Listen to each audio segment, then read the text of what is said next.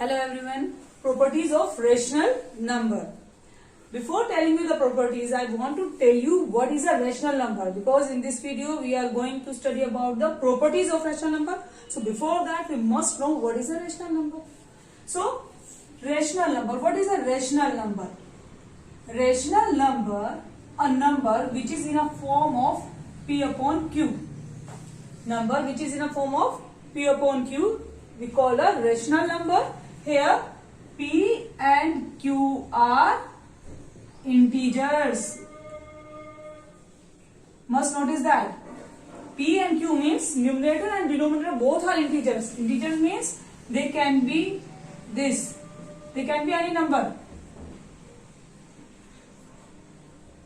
Like this way. Both numerator and denominator both can be this number, but one thing, Q never be equals to 0.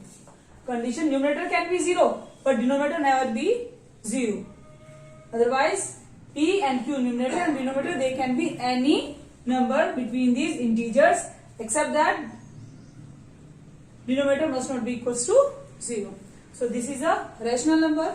So now in this video we are going to study about the properties of all these rational number. So we know that we are having a 4 operations. 4 operations means we are having a addition, multiplication, division and subtraction. So we will study the properties of rational number regarding these 4 operations. So first of all, I am going to tell you about the properties of rational number of addition. Okay.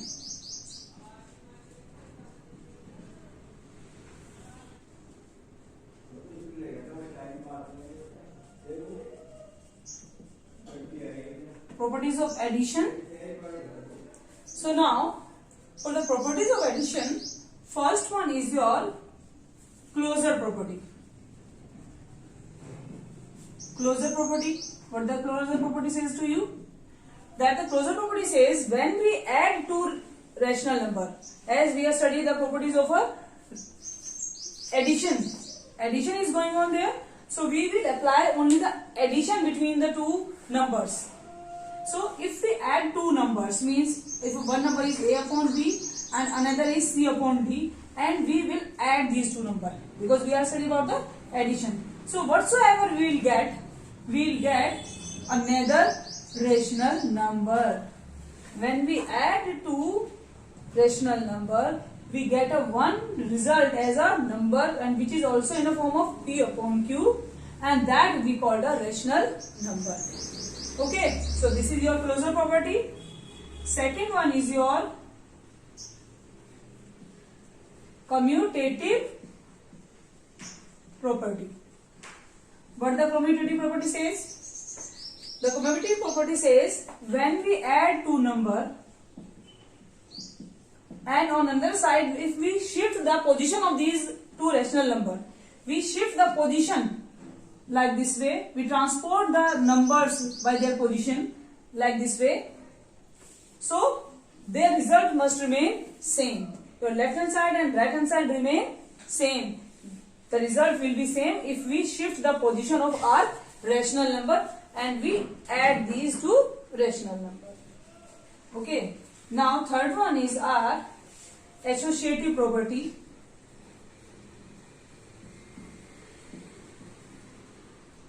Now understand that we all are studying only the properties of addition. So just see, you can see that here there is a addition.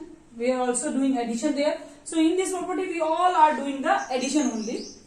Associative property says that if we add more than 2, means 3 or more than 3 number, more than 2 we can say. So let's add 3 number, and we just add like this way. Just first we add the two numbers and then we add the result with the third one rational number, and on another side if we add like this way, we will make the grouping different in both the sides. First we add these two numbers and then add the result to the first one number. Our result must be same. So this is your associative property of addition. Just see the result. We are only doing addition between these three rational number. So this is your associative property. Now another one property is also there, and we call the existence of additive identity. So it means that there must be exist a number. Must be a number which when we add to a rational number, our result remain the same. Means just as the name suggests, existence of additive identity means there something exists a rational number. When we add to a rational number, our result remain same. Our identity doesn't change there. As the name says, identity. Now fifth one is existence of additive inverse. Existence of additive inverse means there exists a number which we call the additive inverse or additive identity. When we add this additive inverse to a rational number, then our result becomes 0. Just see that there is a rational number. We will just, if we add the reverse of this, inverse of it, then our result will become 0. So here minus this number minus a upon b is called the additive identity of this rational number, means of a n upon b. So this is our existence of additive identity, means there exists a rational number. When we add to a rational number, we get only a same rational number. And also there is an additive inverse exists. When we add this additive inverse to a rational number, our answer will becomes 0. So these are the four properties regarding the operation or addition. Now just we are doing these all operations with subtraction.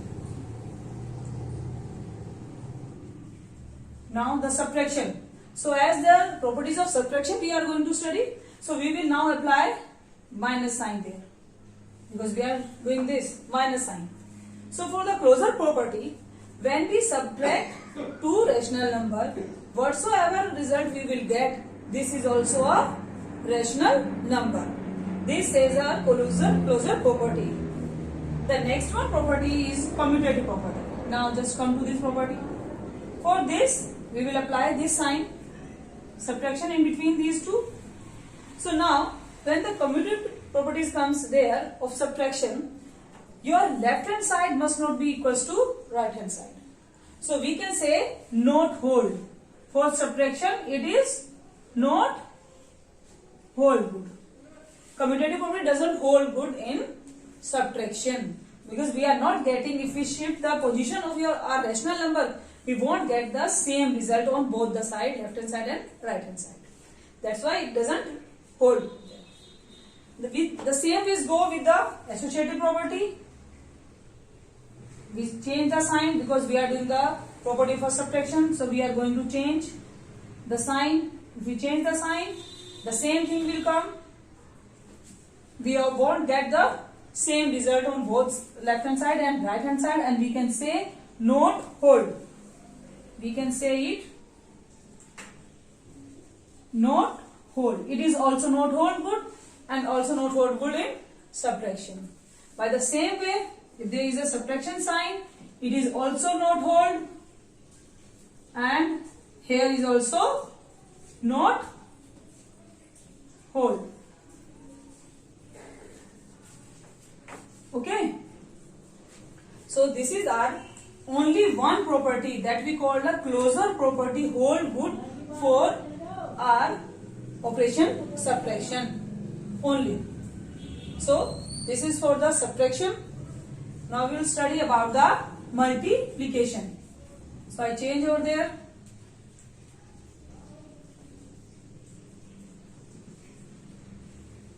Multiplication.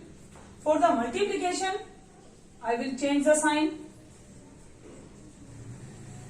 Again, if we multiply two rational number, what we will get? We get only a rational number as a result. That is our closure property. Simply, it's very simple. And student and teachers can ask the question, just verify the closure property. So it means that verify the closure property of multiplication. If teacher has given you the two rational number and asked from you that please verify the closure property of multiplication, it means students you have to multiply two rational number, and what's the answer we get? You have to just say that it is your rational number. That's it. So it is your multiplication. Now there, for the multiplication, it holds very good. Means if we add two rational number, multiply two rational number, and if we shift the position of two rational number like this way, the answer of left hand side and right hand side will remain same. So this is our commutative property of multiplication. Now for the associative property, again I am going to change the sign because we are studying the properties of multiplication. So we will put the sign of multiplying between these two, and it is hold very good there. Means all the property, closure property, commutative and associative property, as they hold good in addition, they also hold good in multiplication also. But for the subtraction, only closure property hold good, otherwise other properties doesn't hold there. So associative property, if we multiply three number, first we multiply the first one 2 and the next one 2, our answer of left hand side and right hand side is remain same. Now come to this. Now we call that is a additive identity, we can't call that a